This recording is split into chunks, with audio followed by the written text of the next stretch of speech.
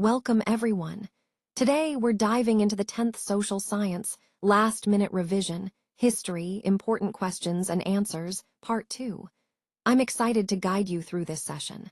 We'll be covering some key points to help you prepare effectively. So let's get started and make the most of this revision.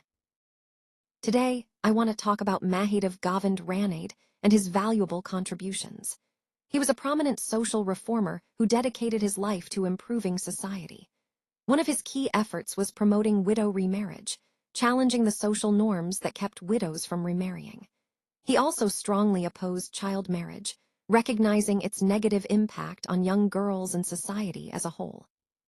Ranade was a firm supporter of women's education, believing that empowering women was essential for social progress. Additionally, he worked tirelessly for social equality, striving to eliminate discrimination and create a fairer society for all. His work laid the foundation for many social reforms, and his ideas continue to inspire us today as we aim for a more just and equitable society. Today, I want to tell you about Ramalinga Adigal, a remarkable social reformer who dedicated his life to creating a more just and compassionate society. He preached the idea of equality, emphasizing that all humans are equal regardless of their background or birth. This was a powerful message at a time when the caste system was deeply rooted in society. Ramalinga Adigal fiercely opposed the caste system, advocating for a society where everyone is treated with dignity and respect. He also promoted vegetarianism, encouraging people to adopt a compassionate lifestyle that respects all living beings. One of his notable contributions was starting the Sathya Dharma Salai, a charitable institution aimed at helping the needy and promoting moral values. Throughout his life, Ramalinga Adigal focused on compassion. He believed that kindness and understanding could bring about true societal change. In essence, his reforms were about fostering equality, compassion, and social harmony, which align closely with the overall theme of building a more humane and just community. His efforts remind us of the importance of standing up for justice and kindness in our own lives. Let's explore the causes behind the 19th century reform movements. One of the main reasons was the presence of social evils that needed addressing, such as sati, child marriage, and caste discrimination. These issues created a lot of social unrest and a demand for change. Caste discrimination, in particular, was a deeply rooted obstacle to equality and social harmony, prompting reformers to challenge and seek to eliminate these unfair practices. Western education played a significant role as well, introducing new ideas about rights, liberty, and progress, which inspired many to think differently about society. The role of reformers was crucial. They actively worked to raise awareness, promote social justice, and push for reforms. The impact of missionaries also played a part in spreading new ideas and values, often emphasizing compassion, education, and social service. Alongside these influences, there was a growing recognition of the need for modernization, adapting new technologies, administrative changes, and progressive ideas to improve society. Lastly, public awareness was essential. As more people learned about these issues, the collective voice for reform grew stronger. All these factors interconnected, creating a powerful momentum that fueled the reform movements of the 19th century and laid the groundwork for societal change. Today, I want to talk about the crucial role that reformers played in shaping the rights and status of women. One of their most significant achievements was the abolition of sati, a practice that was deeply rooted in tradition, but was clearly harmful and inhumane. By campaigning against sati, reformers helped save many lives and challenged societal norms. They also worked tirelessly to promote widow remarriage, breaking the taboo that kept widows isolated and unhappy. This was a major step towards giving women more freedom and dignity. Education was another key area. Reformers emphasized the importance of women's education, believing that an informed woman could contribute more effectively to society and her family. Furthermore, reformers opposed child marriage, which often deprived young girls of their childhood and education. Their efforts helped bring about legal reforms to set minimum age limits and protect young girls. These changes contributed to an improved social status for women, empowering them and recognizing their rights. Legal reforms were also a part of their work, aimed at ensuring women had equal rights under the law, whether in property, marriage, or personal freedom. Ultimately, all these efforts were interconnected. They aimed at establishing equality and justice for women, aligning with the overall theme of social progress and reform. In essence, reformers were catalysts for change, working to create a society where women could enjoy greater rights, respect, and opportunities. The Battle of Calicut holds great significance in our history. It was one of the early instances of resistance against colonial rule, showcasing the bravery and determination of those who fought. This battle inspired many subsequent revolts, fueling the spirit of rebellion across the region. Politically, it had a strong impact, strengthening the opposition against oppressive forces.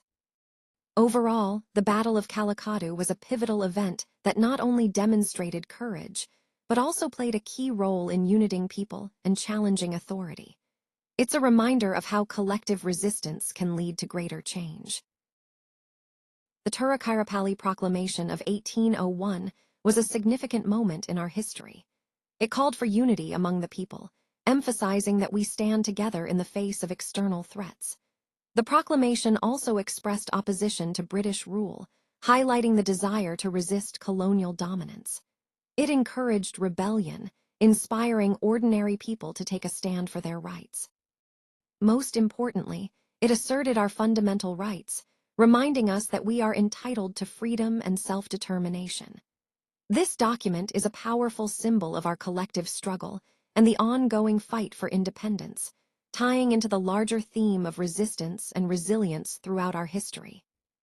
Now, let's look at the causes of the Vellore Revolt of 1806. First, religious issues played a significant role.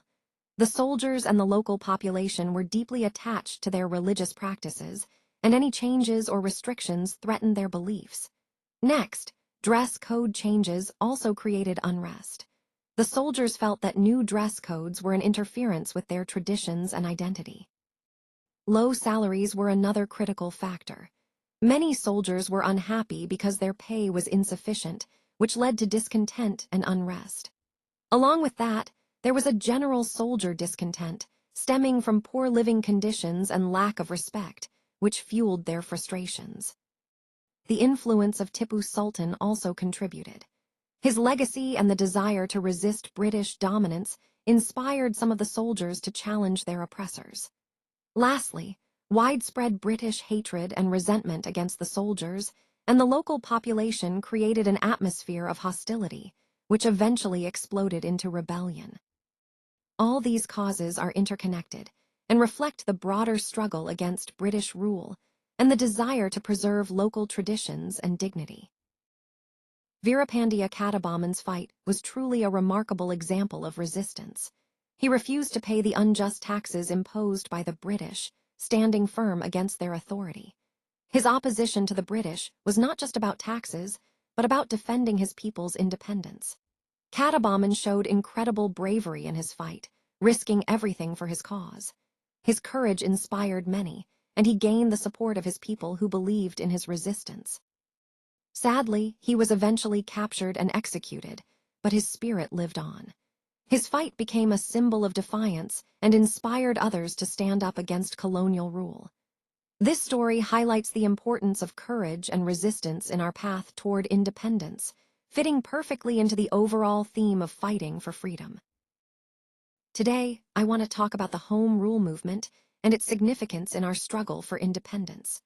The movement was primarily about self-government, giving Indians the power to govern themselves rather than relying on British rule. It was also about raising awareness among the people, helping them understand their rights and the importance of political participation. Unity played a crucial role in this movement, bringing different regions and communities together with a common goal. Ultimately, the movement aimed to end British rule in India, paving the way for true independence. The objectives of the Home Rule movement were clear: to achieve self-governance, to increase awareness about our rights, to foster unity among Indians, and to challenge the colonial rule. All these points connected to the broader theme of our fight for freedom and the desire to establish a government that truly represents the Indian people. Now, let's talk about the Lucknow Pact, which was a significant milestone in the Indian independence movement. This pact marked a strong alliance between the Congress and the League. It was a strategic move to present a united front against colonial rule. One of the key features was the emphasis on Hindu-Muslim unity, which was crucial at that time to build a broad-based national movement. Both groups agreed on joint demands, showing their willingness to work together for common goals. They also agreed on the issue of separate electorates, which was a contentious topic. The pact outlined a framework that recognized the need for separate electorates for Muslims, while also promoting overall cooperation. Overall, the Lucknow Pact symbolized a coming together of different communities and political groups, reinforcing the theme of unity in diversity that underpins the entire independence movement. Now, let's take a closer look at the causes of the revolt of 1857. As we explore these, keep in mind how each factor contributed to the widespread unrest. First, on the political front, there was growing resentment due to the loss of power and autonomy among Indian rulers and the increasing control of the British. This created a sense of alienation and frustration among Indians who felt their sovereignty was being undermined. Moving on to economic causes, the British policies started to negatively impact Indian artisans, farmers, and traders. The suppression of indigenous industries and heavy taxation led to economic hardship, which fueled discontent. Social factors also played a significant role. The social reforms introduced by the British, along with the imposition of Western ideas, threatened traditional social structures and customs. This created fear and resistance among various communities. Then there's the military aspect. Indian soldiers in the British Army, known as sepoys, faced discrimination and unequal treatment. Their morale was affected, and there was growing discontent about their conditions and pay. A key immediate trigger was the cartridge issue. The rumor that the cartridges were greased with cow and pig fat offended both Hindu and Muslim soldiers, as cows are sacred in Hinduism and pigs are considered unclean in Islam. This was seen as a deliberate insult to their religious beliefs. All these factors culminated in an immediate outbreak of rebellion. The revolt was not caused by a single issue, but by a combination of political, economic, social, military, and religious grievances that had been building over time. Understanding these causes helps us see how complex and multifaceted the rebellion was, and how it marked a turning point in Indian history. Today, let's talk about the Caliphate movement. This was a significant movement where people showed strong support for the Caliph, who was seen as the spiritual leader of Muslims worldwide. The movement was led by the Ali brothers, who played a crucial role in uniting Muslims across India for this cause. Interestingly, even Mahatma Gandhi supported the movement, seeing it as a way to foster unity among Indians and to strengthen the broader struggle for independence. The Caliphate movement exemplifies how different communities came together, setting the stage for a united front against colonial rule. It highlights the importance of unity and collective effort in the fight for freedom, tying into our overall theme of solidarity in the independence movement. So let's talk about why Gandhi decided to withdraw the non-cooperation movement. One of the key incidents that triggered this was the Chauri Chaura incident. Here, a mob of protesters clashed with police, and violence broke out, leading to the burning of a police station and the death of several officers. This event was a turning point because it showed that the movement was turning violent, which was contrary to Gandhi's principles of nonviolence. Gandhi was very clear that nonviolence was the foundation of his approach. Seeing violence like this made him realize that continuing the movement could harm the moral integrity of the struggle. Therefore, he opposed any form of violence, even if it was a spontaneous act by protesters. Ultimately, Gandhi decided to withdraw the non-cooperation movement to uphold the principles of nonviolence and to prevent the movement from losing its moral high ground. This decision was important because it demonstrated his commitment to nonviolence, even in the face of widespread unrest. It also reflected his belief that true independence could only be achieved through peaceful means. This moment was a significant step in shaping the overall course of India's freedom movement. Let's talk about the Pune Pact, a significant event in our history. It was a negotiation between Mahatma Gandhi and Dr. Ambedkar that addressed the rights of marginalized communities. Gandhi was concerned about the separate electorate system proposed for Dalits, fearing it might lead to division. On the other hand, Ambedkar wanted to ensure social justice and political representation for Dalits. The compromise was the reservation of seats for Dalits within the general electorate, rather than separate electorates. This meant that Dalits could be elected from reserved seats, but still participate in a joint electorate system. The key terms of the Pune Pact included these reserved seats and the joint electorate, which aimed to balance social justice with national unity. Overall, this pact was a pivotal step towards ensuring fair representation and social equality, aligning with our broader goal of fostering a more inclusive society. After returning from South Africa in 1915, Gandhi's experience with satyagraha truly transformed him into a mass leader. This method of nonviolent resistance resonated deeply with many people. In 1917, he supported the Champaran movement, which was a significant step in rallying farmers who were suffering under oppressive conditions. The following year, in 1918, he led the Kheda Satyagraha, advocating for tax relief for peasants struggling due to famine and economic hardship. Gandhi also stood with workers during the Ahmedabad mill strike, showing his commitment to supporting all sections of society. One of his most powerful tools was the principle of nonviolence, or ahimsa, which attracted countless individuals because it promoted peace and moral strength. His simple lifestyle helped him connect more deeply with the masses, making him relatable and trustworthy. Using the local language was another smart move. This made communication easier and allowed him to reach people directly in their own words and context. The non-cooperation movement, which gained nationwide support, was a clear example of how Gandhi's leadership unified diverse groups across India. His emphasis on Hindu, Muslim unity further strengthened the movement, showcasing his inclusive approach. All of these factors, his nonviolent methods, relatable leadership style, and deep connection with the common people, helped Gandhi become the mass leader he was.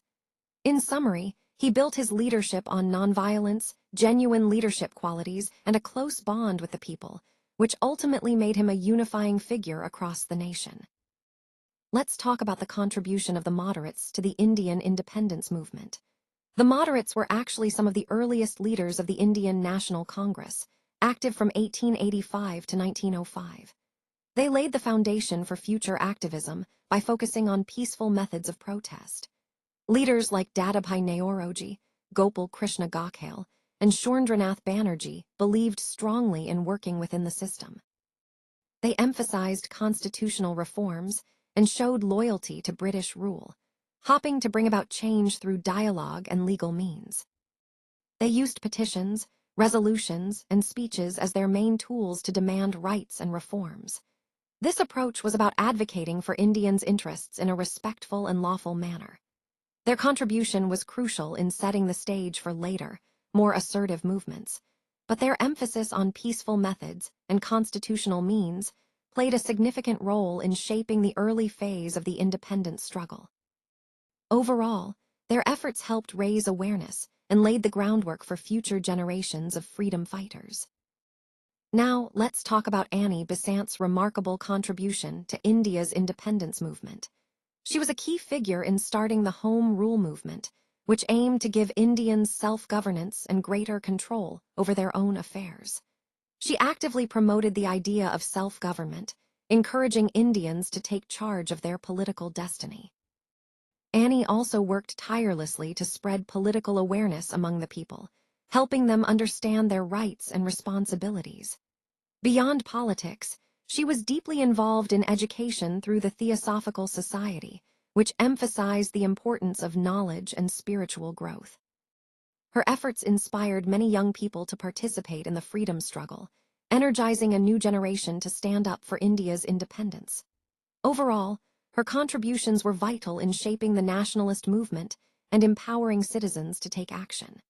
This slide highlights how her work interconnected the ideas of political activism, education, and youth involvement, which are all essential in the broader story of India's fight for freedom. Let's take a closer look at the response to the Swadeshi movement in Tamil Nadu. One of the key aspects was the boycott of foreign goods, which was a powerful way for people to show their resistance and support indigenous industries. By promoting local products, we aim to strengthen our own economy and foster a sense of pride in our craftsmanship. Public meetings and protests played a crucial role in mobilizing people and spreading the message of self-reliance. Leaders like V.O. Chidambaram were instrumental in inspiring action and guiding the movement. Their leadership helped galvanize the masses and give momentum to the cause. This movement also led to a significant growth of nationalism across Tamil Nadu. People from all walks of life, especially students and the general public, actively participated, which showed a rising sense of unity and patriotism. Of course, the British authorities responded with suppression measures, trying to curb these activities and silence the voice of dissent. Despite these challenges, the movement only strengthened the overall freedom struggle, fueling the collective desire for independence. In summary, the Swadeshi movement in Tamil Nadu was a vital chapter in our history that reinforced the fight for freedom through economic self-reliance, active participation, and resilient leadership. Let's talk about the Tamil Renaissance, which was a remarkable movement focused on reviving Tamil language and culture. This period saw a significant growth in literature, with many new works that celebrated Tamil heritage and showcased its richness. It also played a crucial role in promoting education, making knowledge more accessible to a broader population. Importantly, the Tamil Renaissance fostered social awareness, encouraging people to think critically about societal issues and work towards positive change. It instilled a strong sense of cultural pride among Tamils, reinforcing their identity and traditions. Overall, this Renaissance was not just about language and literature. It was a movement that strengthened the social fabric and cultural roots of Tamil society. It aligns perfectly with the broader theme of cultural revival and national awakening that we've been discussing in this presentation. Periyar was truly a pioneer when it comes to feminism. He strongly supported the idea of women's equality, believing that women should have the same rights and opportunities as men. He was firmly opposed to child marriage, which was a prevalent issue at the time, because he understood how harmful it was to young girls' lives and future. Periyar also encouraged widow remarriage, challenging societal norms that often ostracized widows and restricted their freedom. He believed that women should have the right to remarry if they chose to, just like men. Furthermore, he promoted women's education, recognizing that education is the key to empowering women and breaking down gender inequalities. Lastly, Periyar fought against patriarchy, which is the social system that gives men more power and control over women. He saw patriarchy as a major obstacle to women's progress and worked tirelessly to dismantle it. Overall, these efforts make it clear why Periyar is regarded as a true feminist. He championed women's rights and fought for a more just and equal society. His work aligns perfectly with the overall theme of social reform and equality that runs throughout this presentation. Periyar EVR was a remarkable leader who played a pivotal role in shaping social reform in Tamil Nadu. As the leader of the self-respect movement, he passionately fought against the deeply rooted caste system that divided society and caused so much suffering. His efforts were centered around promoting rational thinking, encouraging people to question age-old traditions and superstitions that hinder progress. Periyar was also a strong advocate for women's rights, working tirelessly to improve their social status and ensure equality. His vision was one of social transformation, creating a more just and equitable society where everyone is treated with dignity. He believed education was key to this change, and he promoted widespread educational initiatives to empower marginalized communities. Overall, Periyar's contributions brought about profound social change in Tamil Nadu. His work challenged societal norms, inspired generations, and laid the foundation for a more inclusive and rational society. These efforts continue to influence social reform movements even today, highlighting the enduring significance of his leadership.